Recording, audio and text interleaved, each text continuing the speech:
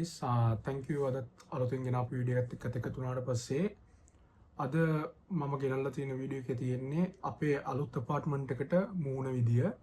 අපි දැන් බලමු වීඩියෝ එක ගැන. අපි දැන් මේ යන්නේ අලුත් අපාර්ට්මන්ට් එකේ ඇග්‍රීමන්ට් එක සයින් කරන්න.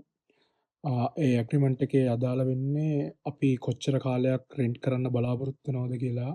මොකද ඒක ඇග්‍රීමන්ට් එක සයින් කරන්න නැතුව ලීගලි මේගොල්ලන්ට බෑ අපිට අපාර්ට්මන්ට් එකට මූව් ඉන් වෙන්න දෙන්න සහ කී එක දෙන්න බෑ.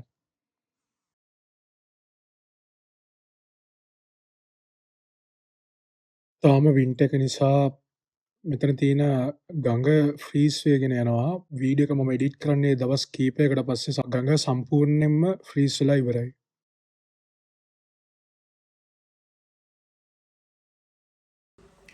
අලුත් අපාර්ට්මන්ට් එකට ඇවිල්ලා ඉන්නේ. ඇග්‍රීමන්ට් එක අද උදේ ගිහලා සයින් කරා. දැන් ලෑන්ඩ්ලෝඩ් කිව්වේ ඕනර්ස්ලා දෙන්න ඉඳලා ගියා.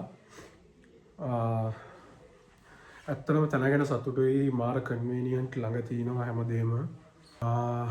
ඒ ඔක්කොම කන්සිඩර් කරාම ගානත් එක්ක බලුවහම මාරම ලාභයි. දැන් ගාන අපිට යන්නේ සාමාන්‍යයෙන් 35,000 ඒ වගේ කිට්ටු ගානක් තමයි යන්නේ රෙන්ට් එක මාසෙට. අපි මොකද අපි 3 දෙනෙක් ඉන්න නිසා රෙන්ට් එක 3 දෙනා අතර බෙදනවනේ. මේ තියෙන මගේ රූම් එක. මෙතන තියෙනවා පොඩි කබඩ් එකක් වගේ එකක්. ඒකේ ඇඳුම් වගේ ඕන දේවල් ටිකක් දාගන්න පුළුවන්. මෙතන තියෙනවා තව කබඩ් එකක්. ඒකේ කෝට් මගේ සූට් එක ඔන්නෙන් කෝට් එකක් වගේ හැන් කරගන්නත් පුළුවන්. ඊට පස්සේ ඕන ෂූස් ටික දාගන්න තව පොඩි ඩ්‍රෝවර් එකක් තියෙනවා. මෙතන උඩක් තියෙනවා එකක්. තව ස්ටඩි ටේබල් එකක් තියෙනවා. මේක එහෙම හොඳයි මොකද මෙතන උඩින් බොක්ස් ටික තියාගන්න ඉඩ තියෙනවා. සහ මෙතන පොඩි ලැම්ප් එකක් තියෙනවා. රෑට ස්ටඩි කරද්දී එහෙම ගොඩක්ම කන්වීනියන්ට් එකක් තමයි මේ ලයිට් එක. මෙතන ලයිට් එකක් තියෙනවා පොඩි චැන්ඩිලර් එකක් වගේ එකක්. මෙහි සේෆ්ටි අතින් ගත්තාම මාර සේෆ්. මොකද ස්මෝක් ඩිටෙක්ටර්ස් තියෙනවා හැමතැනම වගේ. බෙඩ් එක තියෙනවා. හීටර් එක තියෙනවා. මෙහි සීතලත් එක්ක හීටර් එක නැතුව නම් මාරම අමාරුයි. විශේෂයෙන් වින්ටර් එකේ.